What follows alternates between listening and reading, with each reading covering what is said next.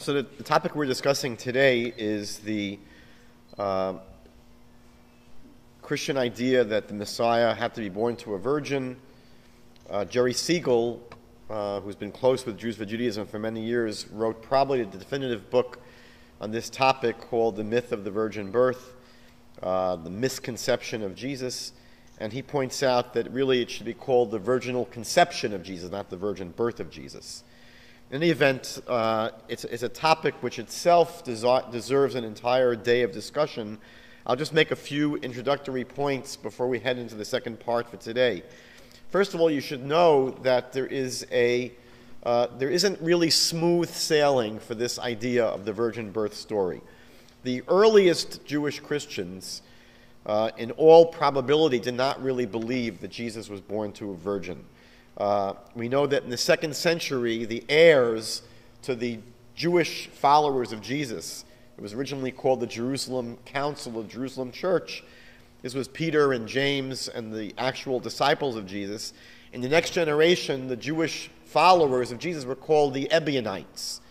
And we know from the church fathers who attacked the Ebionites as heretics that the Ebionites did not believe that Jesus was born to a virgin. Also, we know, interestingly, that the very earliest Christian sources don't mention the virgin birth of Jesus. So in the Christian Bible, the first books that appear are not the earliest books. The first documents are the 4 Gospels that appear, Matthew, Mark, Luke, and John, written approximately between the years 70 and 110, which is quite late. But the earliest Christian sources are the letters of Paul that are being written approximately in the 50s. And Paul never mentions the virgin birth of Jesus. He's writing it, again, decades before the Gospels. And Paul actually seems to emphasize that Jesus was born in the normal manner, normal physical birth. Also, the very first of the Gospels, Mark, which is written approximately in the year 70, Mark makes no mention of the virgin birth. It's only found in Matthew, which is the passage that we've studied, and it's also found in Luke. But John, the 4th of the Gospels, also doesn't mention the virgin birth. What's interesting is that even these 2 stories that have the virgin birth, Matthew and Luke, there seem to be very serious differences between these 2 sources. If you study the infancy narratives of Matthew and Luke, you'll find tremendous discrepancies. For example, where were Joseph and Mary from? What was the hometown of Joseph and Mary? So in one source, it seems to be that they were from Bethlehem, Beit Lechem, but the other gospel seems to say, no, they were from Nazareth. Also, what happens immediately after the birth of Jesus? So in Matthew, we're told that as soon as Jesus is born, they immediately have to run away and escape to Egypt because of the great danger to Jesus. But in Luke, they seem to be unaware of this danger, and they go right to Jerusalem. So the 2 sources of the virgin birth story themselves, Matthew and Luke, again, are rife with difficulties. Interestingly, Jesus himself never mentions the virgin birth as a sign. There are stories in the Gospels where allegedly the Jewish people come to Jesus and they say, give us a sign. We want a sign. And he says in one source, no sign will be given to this evil and adulterous generation. Now he could have said, you want a sign? Isaiah already predicted my virgin birth. Could have said that. Or in another passage, he says a little bit differently, no sign shall be given to this evil and adulterous generation. He says, except for the sign of Jonah. And he says, just like Jonah was buried in the earth for 3 days and 3 nights, he says himself, I will also be buried for 3 days and 3 nights and then rise. But again, if there was such a thing as the virgin birth, he could have said to his people inquiring, there was already a sign given to you. It's interesting that when you read the New Testament, it seems, at least from the stories that we read, his family never seems to have been aware that he had a special birth. Again, if we read Matthew and Luke seriously, so again, Mary and Joseph are told by an angel, this kid is not just another Chaim Yankel. This is God. that he was conceived through God's Holy Spirit. So when you read the rest of the Christian Bible, it seems that his family is clueless about the fact that he's a special kid. So in the Gospels, for example, they tell that when Jesus was 12 years old, they went to Jerusalem on a family outing, and, like the Home Alone, so Jesus gets lost, and they can't find him. And then they find him in the temple, and he's learning with the holy rabbis, and they say, "Hey, where have you been? We've been going crazy looking for you." He says, "Don't you know that I've been going about my Father's business?" And it says they had no idea what he was talking about. And every time there's any opportunity for the New Testament to show that his family should have known that he was different, he was special, he was a child that was actually fathered by God, it drops the ball. So we have numerous stories where the Christian Bible says his own brothers, his own family, thought he was nuts. They didn't understand what he was saying. They don't seem to relate to him as if he was a little baby born to God, by God and God himself. Again, if you're reading it with a sensitive eye, you'd imagine that Mary and Joseph and his brothers, it would be it'd be a great TV show. Imagine you're growing up in the house with God. And there's no indication that they related to him as special or different in any way, shape, or manner whatsoever. Another problem with this idea of the virgin birth is that it causes huge difficulties for the yichus of Jesus, for his genealogical claims. Matthew and Luke, both of them, is interesting, are the two Gospels that try to trace the genealogy of Jesus going all the way back to David. So it's important we saw before, that if the Messiah is anything, he has to be a descendant of David and Solomon. So it's important for Matthew in chapter 1 and Luke chapter 3 to trace the genealogy of Jesus all the way back to David. And what they do is exactly that. They show how David, and it goes on from David all the way down, they show to Joseph, who's the husband of Mary, and then Jesus. But then they shoot themselves in the foot by saying, but Joseph is not the father of Jesus. So the virgin birth presents for them tremendous difficulties. What we're going to discuss now is the second prong of this Christian proof texting dilemma. The first, again, we saw was the issue of context. The second is going to be the issue of translation. On page 9, should be on the top of page 9 at this point, Matthew chapter 1, verse 23, again quoting Isaiah 7:14, Matthew says, "Behold, a virgin will conceive and bear a son, and his name shall be called Emmanuel." And the truth is, we'll be seeing in a few moments, that the word in contention here is the Hebrew word ha-alma, which Matthew renders as a virgin, at least in some translations. Sometimes the New Testament translators properly put in the definite article, and they'll say the virgin, but at least in many older translations they have just without the definite article. And the Hebrew is very clear, it's the definite article. We saw that it was a woman who both Isaiah and the king knew. So the Jewish translation would be something like, "Behold, the young woman is with child, and will bear a son, and will call his name Emmanuel." In the Jewish understanding, the Hebrew understanding, if you go to Israel, I once, by the way, got a packet of gum from Israel. The gum was called Alma.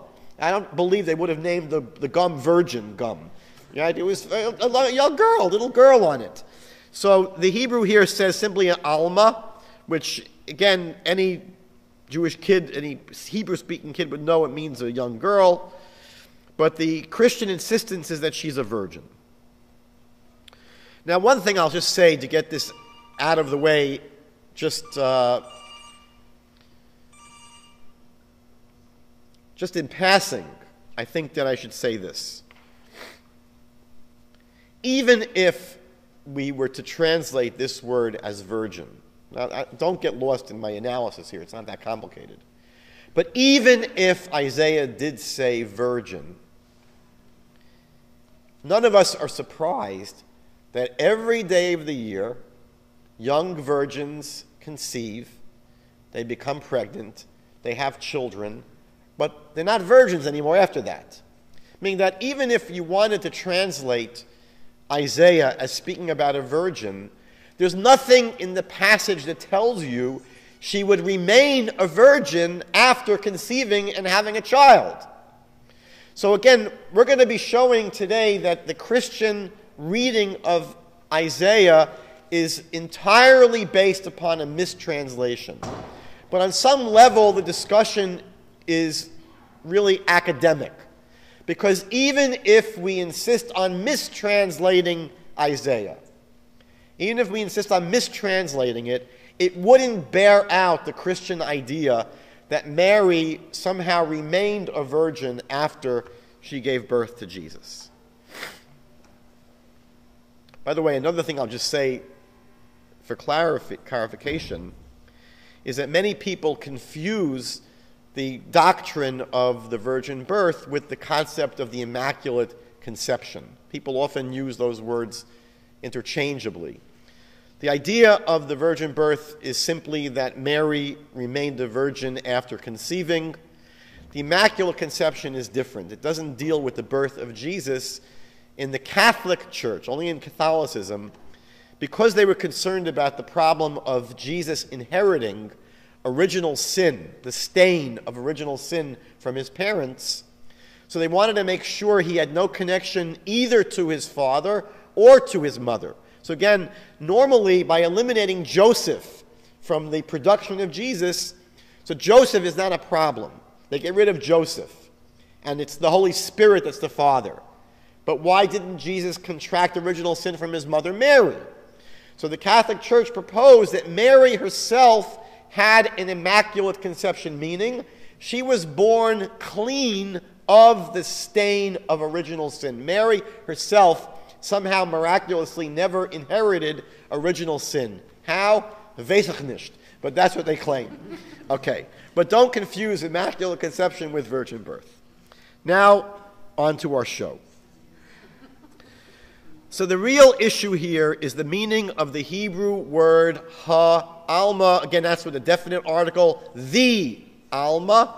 And the word itself is alma. Alma is the word in question.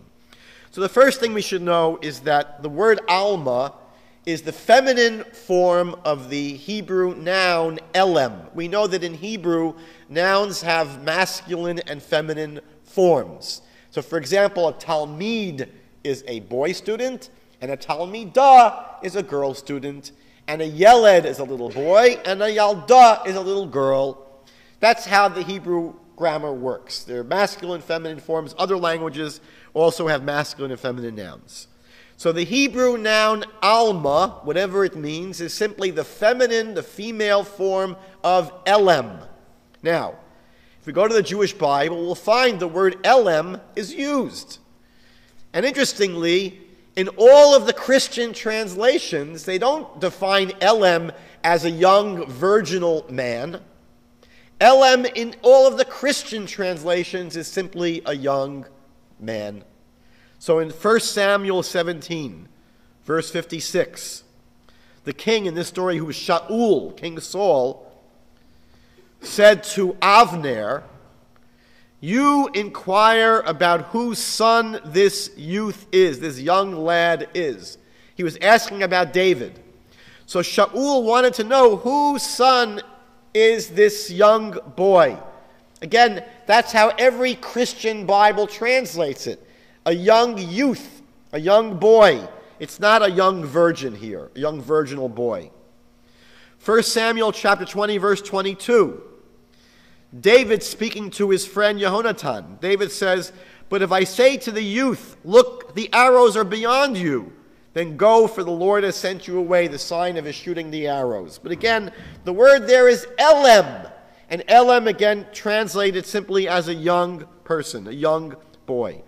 The word elem deals specifically with youthfulness. It has no interest in someone's sexual experience. That's not the topic of the word elem or alma. It simply deals with someone's youthfulness, not their sexual experience. Isaiah chapter 54, verse 4. Fear not. Again, we're studying the book of Isaiah here. Let's see how Isaiah uses the word. Fear not, for you will not be put to shame, and do not feel humiliated, for you will not be disgraced. but you will forget the shame of your youth. Again, all Christian translations have the word here, elem, as youthfulness, not virginity. And the reproach of your widowhood you will remember no more. Now, what Christians claim in response, you have to listen very carefully, is they'll say, well, it's possible that the word Alma means a young woman. They'll say it's possible, that's what it means. But they will say, they state this unequivocally, they say every time the word Alma is used in the Jewish Bible, it's referring to a young woman who is a virgin. That's their claim. So they say the word might mean young woman, but they're saying that, especially in times of the Bible, young women were often virgins. I'm not sure that's true, but that's their claim.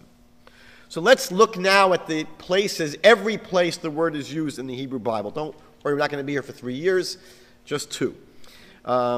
Genesis chapter 24, verse 43 is the first time Alma appears in the Bible.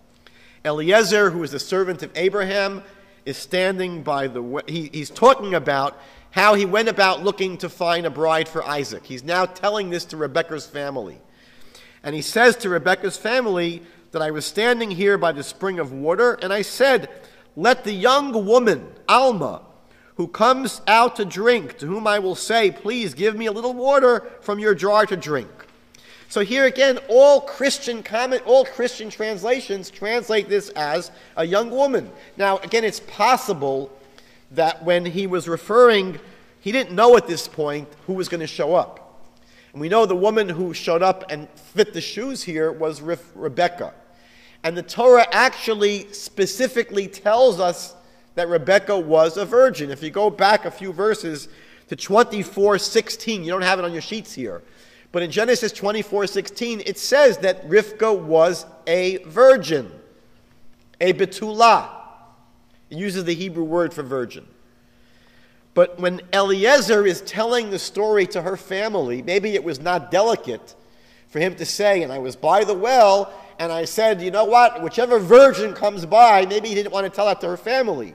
But what's clear is he uses the word Alma, which means a young woman. Next page, page 10.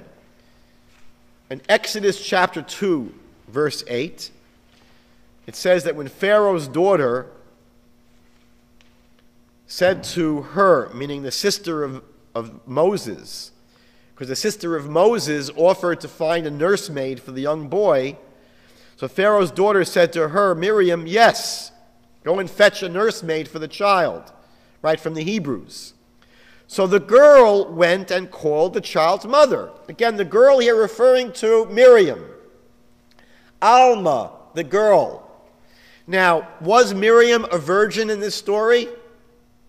We don't know. The chances are, if you had to guess, you would say maybe she was. Good chance that she was. We have no indication that she was married at this point, and it could be that she was a virgin. The problem is that her virginity is not relevant here. The story in this passage is not interested in telling you about her sexual experience. All we're interested in knowing is that this girl went to fetch a woman to nurse the baby. So the fact of her virginity is irrelevant. Third, listen carefully. Even if Miriam were a virgin, even if she were, it would not change the meaning of the word Alma. Let's say, for example, you could argue that, you know what? People like Miriam back then were probably not blonde, right? She was Semitic. She was probably dark-skinned or brunette. So you could say about her, well, as a young girl, she might have been a virgin, and she might have been a brunette as well. But it wouldn't change the translation of Alma to a young virginal brunette. Again, the fact that there are characteristics of a young girl doesn't change the translation of the word Alma into those characteristics. Alma simply means a young girl. The fact that she may have been a virgin, mazel tov, but that won't change the translation of Alma into a young virginal girl. And the fact that she might have been short or tall won't change the translation into a tall or short girl either. In Psalm 68, verse 26, the singers in front, the musicians were in the back, between them girls playing tambourines. Again, from the context, we have no way of knowing who these girls were. Were they married? Were they single? They may have been describing here, probably describing, if you read the psalm in context, the Jewish men coming back from a victorious battle and the women coming out to play tambourines to celebrate. Probably the group of women that were playing tambourines and celebrating were a mixed group of women that were younger, older, and some of them may have been married, some not married. But Psalm 68 doesn't tell you whether these almas, these young girls, were virgins or not. Now, Proverbs 30 would be the coup de grace. This would be a passage where alma clearly does not mean virgin. Solomon writes the following, Proverbs 30. He writes, 3 things are too wonderful for me, and 4 I do not understand. He gives examples. The way of an eagle in the sky, the way of a snake on a rock, the way of a ship on the high seas, and the way of a man with an alma. The way of a man with an alma. What do these things have in common? So what they have in common is that each of these things, when they take place, they leave no trace that they happened. So for example, when an eagle flies by in the sky, after 30 seconds, you can look up in the sky and there's no indication that an eagle flew there. And the way of a snake on a rock, a snake's on the rock, and then it slithers away, and 30 seconds later, you can't tell that there's been a snake on that rock. The way of a ship on the high seas, so a ship passes by, and after a few minutes, when the waves die down, there's no sign that there was a ship going through the high sea. And the way of a man with an alma, so if alma means virgin here, it's clear that there would be a trace. He would most certainly leave a symbol, a trace behind if there was a man who had relations with this alma. So it's clear here that alma, and by the way, the next verse speaks about this person being an adulterous woman. It's very clear that this is not a young girl who happens to be a virgin. In the Song of Solomon, Shir HaShirim, chapter 1, verse 3, and chapter 6, verse 8, it makes reference to maidens. Your anointing oils are fragrant in verse 3. Your name is perfume poured out. Therefore, the maidens love you. It's not clear here whether these are virgins or not. And Song of Solomon, Shir HaShirim, chapter 6, verse 8, there are 60 queens and 8 concubines, and maidens without number. Here you can even argue that in all likelihood, if it's describing the king's harem, these young maidens are certainly not virgins. But here you just had all of the uses of the word alma in the Bible, and it's either not clear whether it's speaking about a virgin or not relevant, or in one of the verses, certainly not a virgin. So when Isaiah speaks about this alma that's going to have a child, there's no reason in the world to translate it as a virgin. Secondly, there is a specific Hebrew word for virgin, meaning if Isaiah wanted to tell us that this woman would be a virgin, he would have used the Hebrew word betulah. As a matter of fact, Isaiah uses this word 5 times in the book of Isaiah. He knew the word. It was not familiar to him. We know that in the Bible, whenever the context is focusing on not just youthfulness, but when the context is focusing on the sexual history of a person, their experience, it uses the word betulah. So for example, in Leviticus 21:14, when it tells us that the high priest has to marry a virgin, a widow or divorced woman or one who is profaned by harlotry, these he may not take. But rather he is to marry a virgin of his own people. It's not saying he's got to marry a young girl. Specifically, it's dealing there with someone who's a virgin. Or in Deuteronomy chapter 22, verses 13 to 17, it's speaking about a person who marries a young girl. He assumes that she is a virgin. And after he spends his first night with her in the morning, he sees, oh, she wasn't a virgin, and he's very upset. Now, obviously, when you read this passage, It's not speaking about someone who goes to bed with his wife for the first time and realizes in the morning she's not a young girl. Obviously, that's not what it's talking about. He's realizing she wasn't a virgin. So if any man takes a wife and goes to her and then turns against her and charges her with shameful deeds and publicly defames her and says, I took this woman, but when I came near to her, I did not find her a virgin, then the girl's father and her mother shall take and bring out the evidence of the girl's virginity to the elders of the city at the gate. The girl's father, they're going to bring the bed sheets. The girl's father shall say to the elders, I gave my daughter to this man for a wife, but he turned against her. And behold, he has charged her with shameful deeds, saying, I did not find your daughter to be a virgin. But this is the evidence of my daughter's virginity. And they shall spread the garment before the elders of the city. Clearly a passage that's focusing on not her youthfulness, but her sexual experience. Judges chapter 21, verse 12. They found among the inhabitants of Yabesh Gilead 400 virgin girls who had never had relations with a man. Again, every time the Bible wants to make it clear that it's speaking about a virgin, it uses the Hebrew word betulah.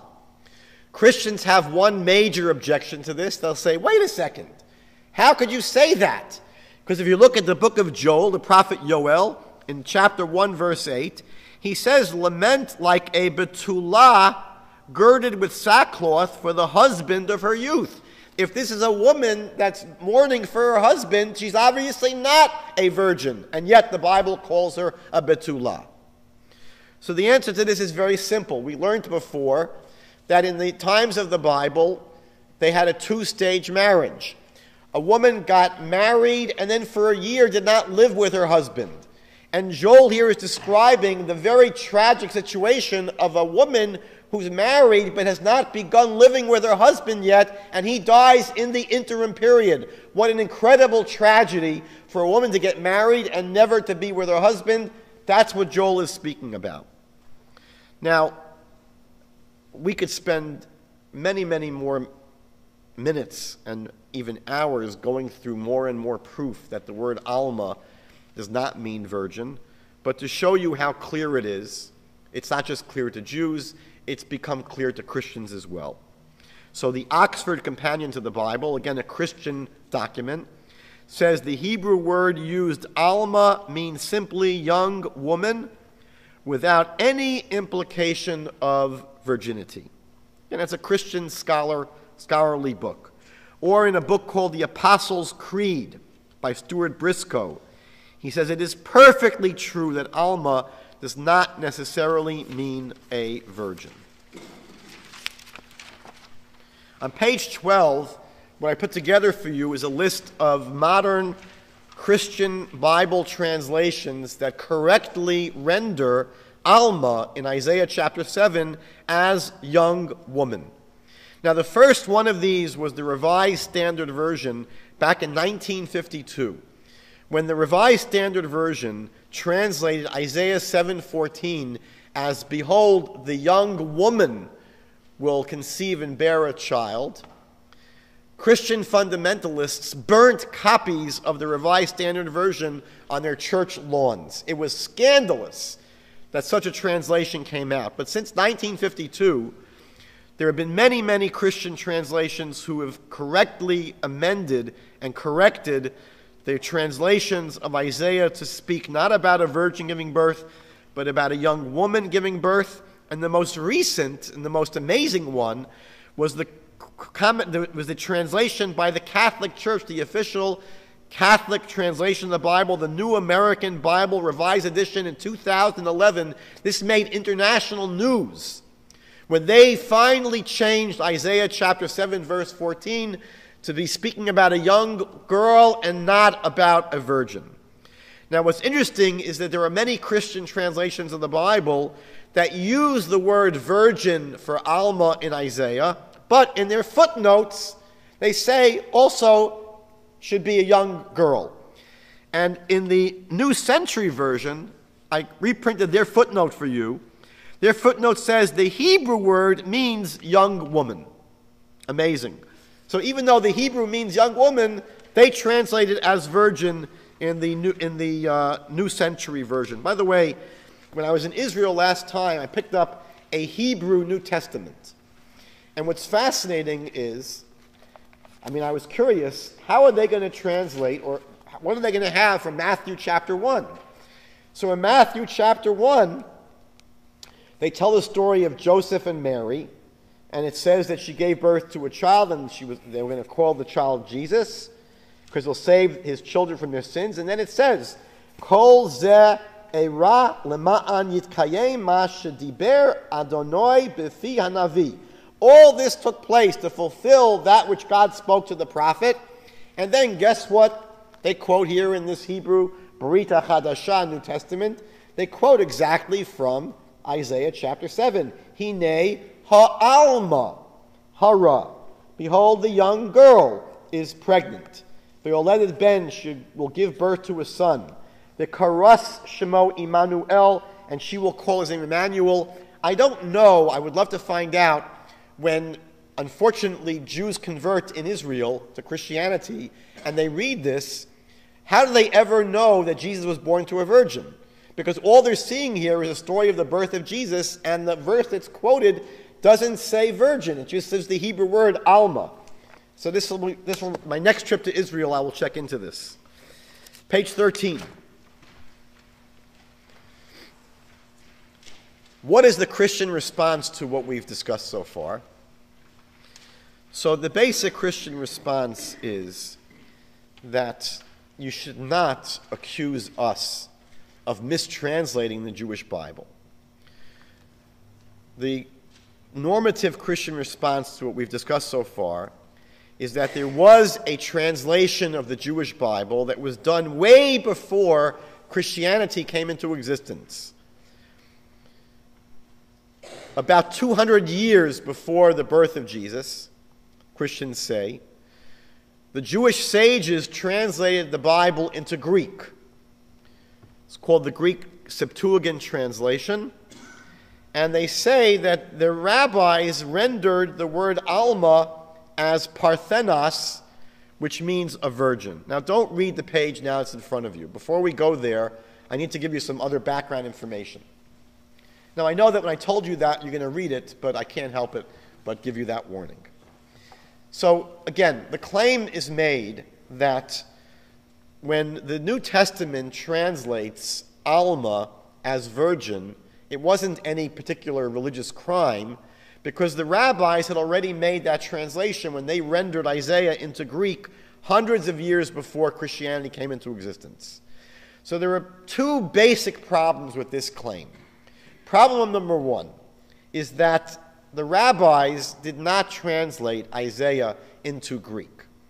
We know from many sources that the rabbis were asked to translate the 5 books of Moses into Greek.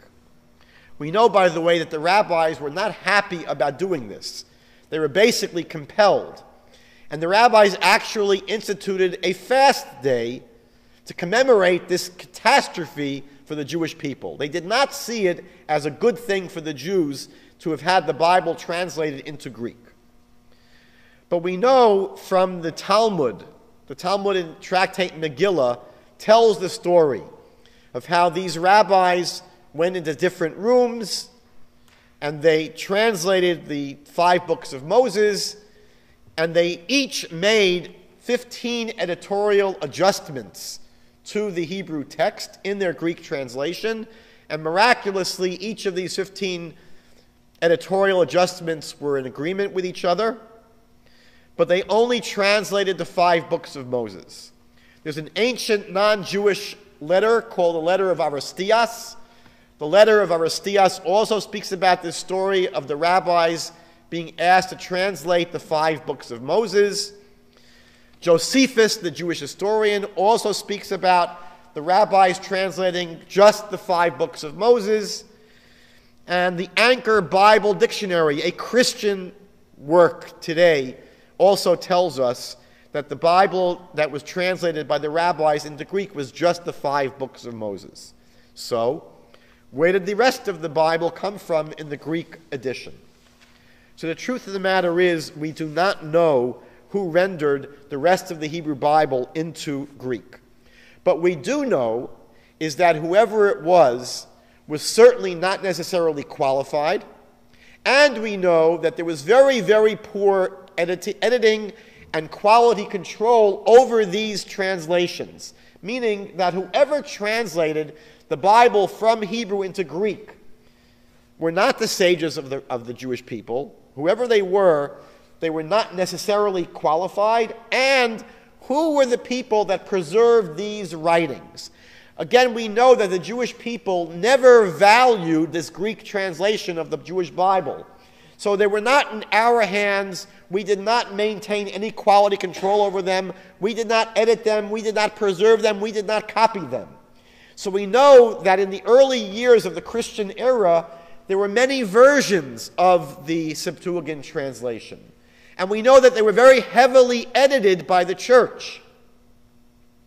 So, for example, I have an English translation of the Septuagint version done by Christians, and the Christian editors in their introduction, you don't have this in front of you, but the Christian editors to this translation of Septuagint write the following.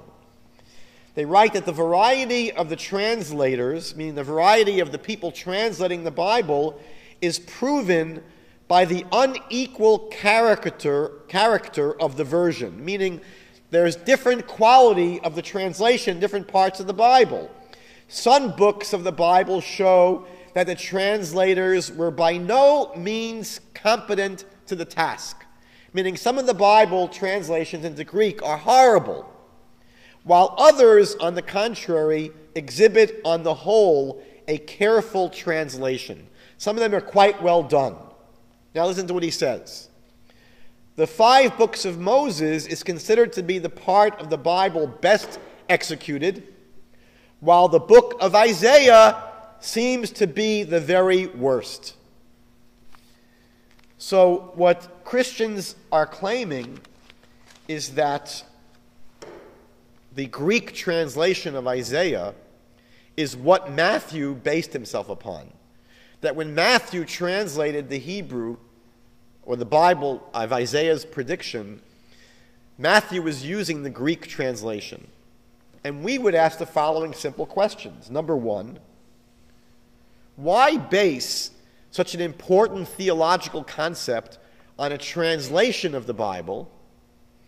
The Bible itself was available. Meaning, why go to a translation? Who says it's a good translation? Why is the translation better than the original? And we know that Isaiah was very poorly done. So admits even the Christian scholars. So again, the first problem with the Christian claim or counterclaim to say that there is a basis for Matthew using this Greek translation because the sages did it is not true. The sages did not render Isaiah into Greek. The second problem is, what does the actual word mean here in the Greek? Again, in the Septuagint, the word used is parthenos. But the leading scholar of biblical Greek, Spiros Zohiatis, writes in his commentary to the Bible about this word parthenos. He says, concerning the meaning of parthenos, its etymology is uncertain. At first, in classical Greek, he writes, the word was used in the general sense of girl or young woman. Wow, that's exactly what we learned Alma means, a girl or young woman. He writes, long before the Septuagint was translated around the 2nd century BCE, this Greek word had no specific connotation of virginity. Parthenos was a young female individual who was in the process of maturing. She may or may not have been an actual virgin. Parthenos was used of both virgin and non-virgin in the Septuagint and in earlier classical Greek.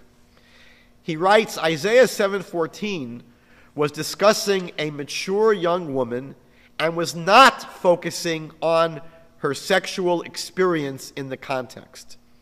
The translators of the Septuagint found nothing mysterious in this passage, and the parthenos was generally used for either girl or young woman. If one maintains, now this is a point I made before, by the way, if one maintains that Parthenos Alma only means virgin, he would have a definite problem. Because beside the fulfillment in Matthew 1:23 of a virgin giving birth, he would have to take the position that there was another virgin birth in the time of King Achaz. And again, this Spiros Zohariatis is a Christian scholar. Furthermore, we have in our hands today the Septuagint translation of Genesis. And in the 34th chapter of Genesis, it tells the tragic story of the rape of Dinah, the daughter of Jacob. We're told in verse 1, now Dinah, the daughter of Leah, went out to look over the daughters of the land. And in verse 2, what happens to her? Shechem, the son of Hamor, the Chivite, the ruler of the land, saw her, and he took her, and he laid with her and violated her. She is clearly not a virgin. But in verse 3, the Bible tells us that this Shechem became deeply attached to Dinah, the daughter of Jacob, and he loved the maiden and appealed to the maiden's emotions. And the Greek word there is parthenos. So it's quite clear that parthenos here at least is not referring to a virgin. By the way, one more point to bear in mind. We know for certainty that the Septuagint translation that we have today is not the one that was done by the rabbis of the 5 books of Moses. How do we know this? Because the Talmud tells us the 15 editorial changes that the sages made. And if you check a Greek translation today of the 5 books of Moses, they only have 2 of those 15 editorial twists. So 13 of them don't appear as the rabbis originally made it. Page 14.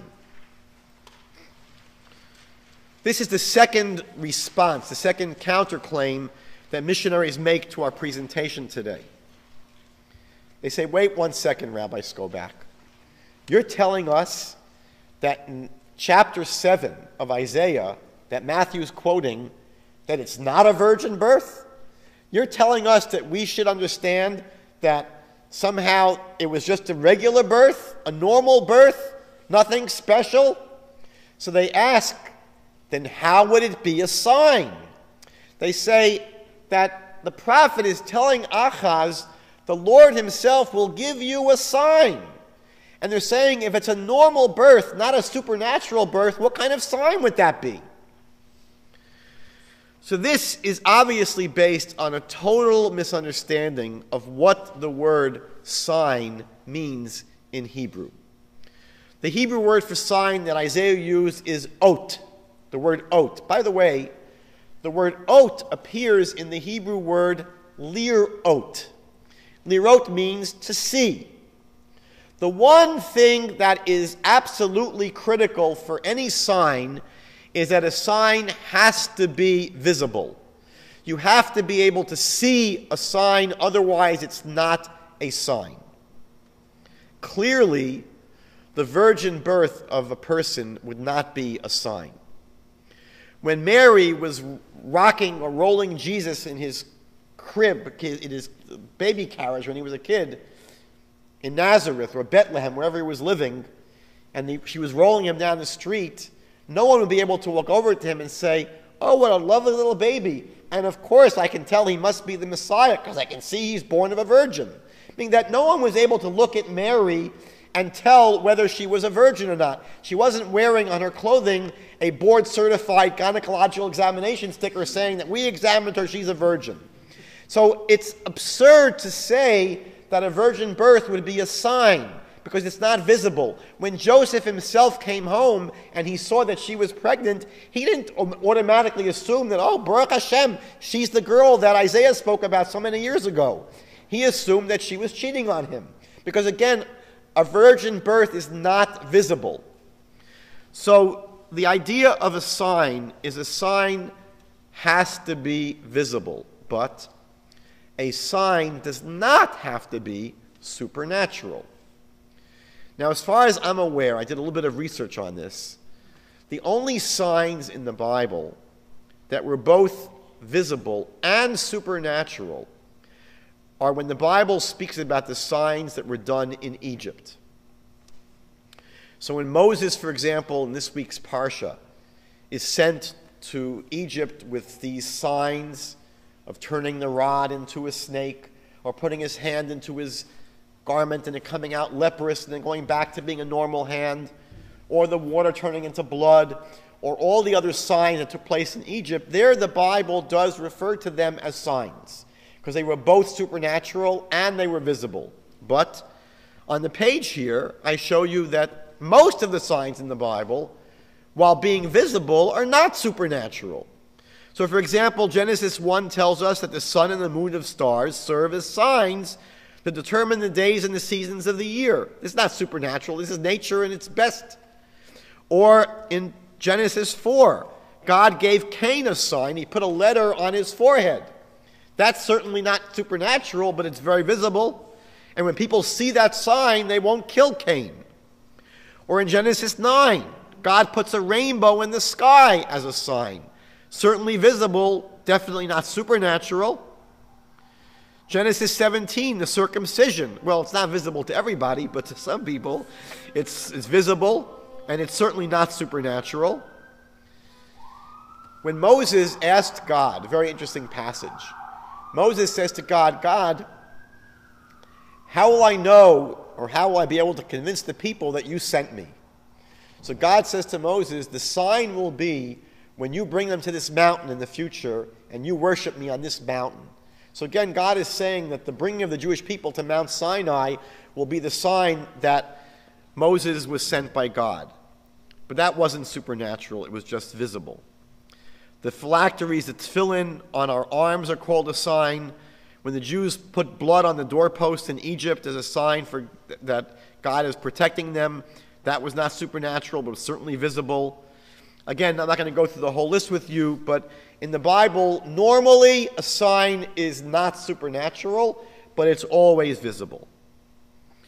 So to sum up at this point, what we've seen is that the Christian assertion that Isaiah the prophet predicted that the Messiah would be born to a virgin fails on two primary grounds. Number one, Isaiah's passage is not a messianic prophecy that's telling us anything special about the person of the Messiah. Isaiah's prophecy is limited to the political crisis that was facing the kingdom of Judah 700 BCE. And secondly, the Christian assertion is entirely based upon a mistranslation of Isaiah's prophecy. Now, I want to share with you, in concluding my remarks, two passages that I found in Christian sources that when I saw each of these, I danced for a long time. These are quite amazing to me. Walter Riggins wrote a book. It was basically a missionary training book called Yehoshua ben David. And he writes the following, and I found this to be an incredibly honest admission by a Christian missionary. He says, let me repeat this point. He says, there is no self-evident blueprint in the Hebrew Bible which can be said to unambiguously point to Jesus. That's a big admission that he's making. He says it's only after one has come to believe that Jesus is the Messiah, and more specifically, the kind of Messiah that he is, does it all begin to make sense and hang together. What he's basically saying is that if you engage in some very creative circular reasoning, and you read backwards into the Bible with Jesus glasses, then you may be able to find some passages that sound like Jesus because you've already started your exploration of the Bible by believing in Jesus. And now you've gone back and you've found things that sound like Jesus. But he's saying if you read the Bible the other way around, not from Revelation back to Genesis, but reading the Bible from Genesis straight, he's saying there's nothing there that's self-evident or clear about Jesus. That is one big admission.